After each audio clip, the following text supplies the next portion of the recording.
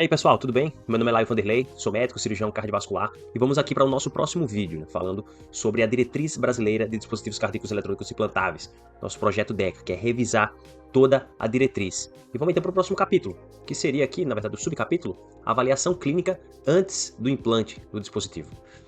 Então esse capítulo aqui ele também é bem curto, né? Vou mostrar aqui para vocês, e ele compreende só essa parte aqui, ó, só esse segmento aqui da diretriz, ó. Isso aqui, isso aqui. Então, a gente vai conseguir matar esse assunto rapidão. Porque, enfim, é um assunto que a diretriz traz, mas que o conceito é muito abrangente, né? É um conceito muito abrangente, pois trata-se de diversas doenças, diversas arritmias, diversos contextos clínicos, né? Desde pacientes com insuficiência cardíaca avançada, que precisam de rescolização, até mesmo a simples doença do nó sinusal. Então, a avaliação clínica antes do implante do dispositivo vai variar muito conforme a patologia e conforme o dispositivo que você está utilizando. Mas, de maneira geral, como toda e qualquer avaliação clínica, deve ser feita a anamnese e o exame físico, óbvio, né?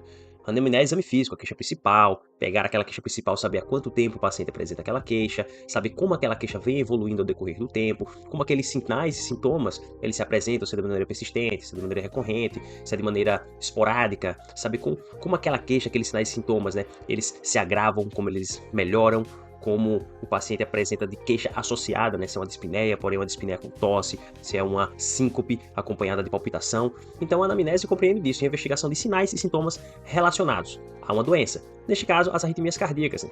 Que geralmente as arritmias, os principais sinais e sintomas será síncope, pré-síncope, tontura, palpitação, sintomas de insuficiência cardíaca. Como eu disse, é algo muito abrangente, né? A diretriz aqui tentou ser abrangente, pois diversas doenças podem deflagrar arritmias, então os sinais e sintomas muitas vezes é da doença de base e não da arritmia em si. Porém, as queixas de arritmia, quando se apresentam, geralmente são essas: síncope, pré-síncope, tontura, palpitação e sinais e sintomas de insuficiência cardíaca. História de morte súbita na família, principalmente precoce, parente de primeiro grau, grande relevância para aqueles pacientes portadores de taquiarritmias ou alguma cardiopatia estrutural que tem correlação com morte súbita. Por exemplo, a cardiomiopatia hipertrófica. Pacientes com cardiomiopatia hipertrófica, sabidamente perante a hipertrofia do ventrículo esquerdo, eles podem apresentar um risco maior de morte súbita, especialmente quando já tem uma história familiar. E vamos agora para o exame físico. O exame físico, né? Também clássico, né? Quem leu ali o Porto durante a faculdade sabe que o exame físico compreende algumas etapas que devem ser respeitadas para toda e qualquer doença. E na avaliação pré-implante ou na avaliação de um paciente com suspeita de arritmia não seria diferente, né? A inspeção, a palpação, a aferição da pressão arterial, a ausculta cardíaca, das carótidas, frequência, perfusão periférica. Como estamos falando de pacientes com arritmias, é óbvio que a análise dos sinais vitais é fundamental, né? Você avaliar pelo menos a frequência cardíaca do paciente. Com relação à história patológica pregressa, ao uso de medicamentos prévios, os anticoagulantes orais e antiagregantes plaquetários devem ser suspensos antes do procedimento cirúrgico. Se o paciente faz uso de xarelto, né, dos anticoagulantes orais, os novos, ou de Varfarin, ou de AS, ou de clopidogrel, você deve manejar bem, né, para reduzir o risco de sangramento durante o transoperatório, especialmente aqueles pacientes que vão, obviamente, né, aqueles pacientes que vão realizar algum procedimento cirúrgico. Só lembrando que pacientes com alto risco cardiovascular, principalmente com alto risco de doença aterosclerótica do coração, o AS deve ser mantido. Já o AS com clopidogrel deve-se pesar muito o risco-benefício. Clopidogrel com AS aumenta muito o risco, né, de sangramento, especialmente tratando-se de marca-passo, de dispositivos cardíacos eletrônicos implantáveis, de hematoma na loja do marca-passo, que é uma complicação que dá uma dor de cabeça enorme. Outros fármacos precisam ser suspensos preventivamente. Não precisam, né, ser suspensos, né, se o paciente é hipertenso, é diabético, etc. As comorbidades, né, não necessariamente precisam ser suspensos com antecedência como os anticoagulantes. Por exemplo, o clopidogrel, 5 a 7 dias antes. Enfim, os outros aí é só pesquisar, né, geralmente tem tabelas mostrando, né, o Varfarin, pelo menos 5 dias antes, acompanhar conforme o coagulograma, por aí vai, ter o bom senso para cada anticoagulante, antiagregante plaquetário e respeitar o seu tempo ali de suspensão prévia. Com relação aos exames complementares pré-operatórios, vamos listar, a diretriz listou aqui, né? Eletrocardiograma de repouso, raio-x de tórax, exames laboratoriais. Eletrocardiograma de repouso serve para nos dar o eletrocardiograma base, né? Para a gente comparar de maneira evolutiva aquele eletrocardiograma, né? O paciente tem um BAVT e após o implante do marca-passo persiste com BAVT, não mudou o QRS, não tem espícula, se a programação em tese era para mostrar espícula, ou seja, o eletrocardiograma de repouso seria a foto eletrocardiográfica do coração antes do implante do marca-passo e geralmente contempla os exames pré-operatórios. Uma radiografia de tórax também, né, em PA e perfil. A radiografia de tórax Serve também para a gente comparar, né, antes da cirurgia para depois da cirurgia. O paciente pode ter, porventura, alterações radiográficas, caso não seja feita, né, antes do procedimento, que quando você vai analisar após o procedimento, você se pergunta, isso veio antes ou veio depois? Essa condensação lobar pulmonar, antes ou depois? O paciente poderia ter, né, um CA de pulmão e passou desapercebido porque no raio-x o raio-x pré-operatório não foi feito. Aí no pós-operatório havia aquela condensação, você se pergunta, isso veio antes ou depois, né? Ou seja, patologia até para rastrear patologias pulmonares e comparar aquele raio-x antes e depois do procedimento. Dando como exemplo, naturalmente, a radiografia de tórax é importante por diversos motivos, entre esses que eu acabei de citar. Os exames laboratoriais devem ser realizados, né, o hemograma completo e a coagulação, né?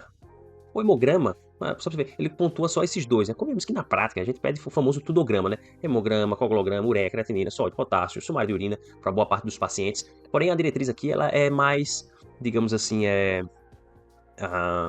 não poderia dizer. A diretriz ela é mais segura com relação aos exames complementares. Ele coloca aqui, ó, avaliar a função renal somente naqueles pacientes, né, que tiver o uso de contraste durante o procedimento, ou pacientes com risco de disfunção renal, hipertenso, diabético de longa data, são grandes fatores de risco para disfunção renal. Pacientes diabéticos devem avaliar a glicemia de jejum, se possível ali, para rastrear, né, uma possível descompensação diabética, que sabidamente isso aí gera complicações, né, transoperatórias, principalmente no pós-operatório, processo de cicatrização, maior incidência de infecção do fluido operatório. O sumário de urina e a urocultura devem ser indicados para pacientes com queixas urinárias.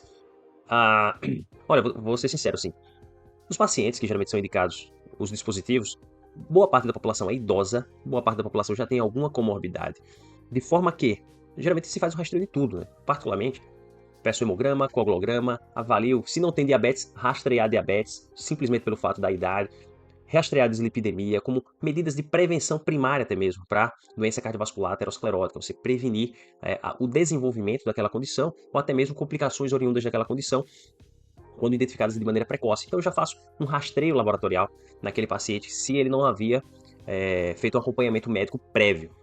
E o sumário de urina, são aqueles pacientes que têm queixas urinárias. Outros exames, que até a diretriz colocou aqui ó, como ponto número 4, outros exames como ecocardiograma, Holter 24 horas, estudo eletrofisiológico, ultrassom, flebografia de membros superiores, outros exames.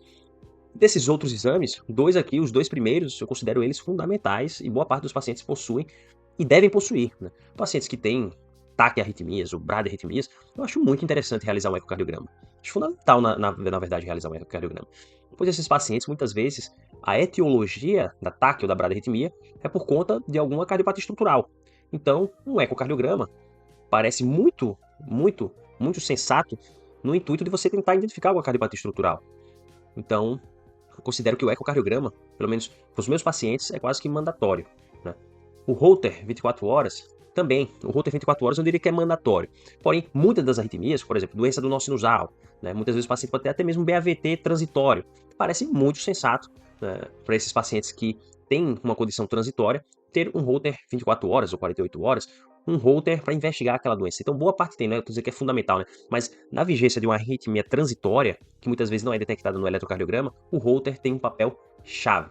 Estudo eletrofisiológico, casos muito selecionados. Na próxima discussão a gente vai trazer a doença do nó sinusal. Vamos ver que a doença do nó sinusal, o estudo eletrofisiológico para essa condição é exceção, não a regra.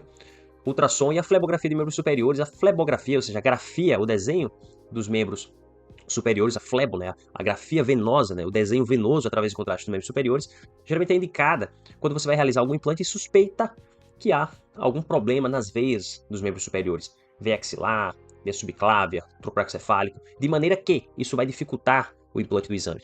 Exemplo, algumas vezes, principalmente pacientes que já possuem ressincronizador CDI de um lado, que são mais eletrodos ou cabos mais grosseiros, né, algumas vezes a gente faz uma flebografia do membro superior durante o procedimento para observar se aquela veia axilar ou veia subclávia, ela está estenosada devido à presença dos eletrodos. E, consequentemente, se houver estenose daquela veia que você vai implantar um novo eletrodo, parece ser sensato escolher outra via de acesso. Então, a flebografia pode ser indicada em condições específicas e até mesmo, às vezes, no intraoperatório. Outro ponto aqui que a diretriz chama atenção é com relação ao jejum, pelo menos 6 a 8 horas, chama anestesia você quer quantas horas? Convenhamos que o jejum absoluto de 6 a 8 horas é algo que vem sendo discutido de maneira como posso dizer? Principalmente pelo pessoal da anestesia, né? Esse jejum prolongado, esse jejum que acaba depletando, né, tanto energia do paciente quanto desequilibrando o equilíbrio hidroeletrolítico, vem sendo posto em questão, né? Então, pelo menos no nosso serviço, é feito um jejum de 6 a 8 horas, porém um jejum abreviado. Nesse período, o paciente toma, né, algumas... O pessoal aqui chama de garapa, né, mas às vezes toma até mesmo um shakezinho com, com, com nutrientes, né, com proteína, carboidrato, para não deixar um jejum tão prolongado para um paciente que vai ser submetido a uma agressão cirúrgica. A tricotomia, antisepsia local e antibiótico terapia profilática devem seguir o protocolo institucional. Geralmente as instituições elas compartilham similaridades desse protocolo, né? Tricotomia geralmente é feita no dia da cirurgia, antes de ir para a sala de cirurgia. Alguns serviços fazem a tricotomia durante o ato cirúrgico, né? O paciente quando está sedado faz a tricotomia. Antisepsia local, imediatamente antes de iniciar o procedimento. E antibiótico terapia profilática, geralmente com cefazolina ou cefuroxima. Ou seja, cada instituição tem um protocolo, mas a ideia é a mesma, né? Realizar a tricotomia, fazer antisepsia, né? Seja com PVPI ou com clorexidina. Cada serviço segue um protocolo. E antibiótico terapia profilática. Então acabamos mais um capítulo, foi rapidão aí. E vamos pro próximo.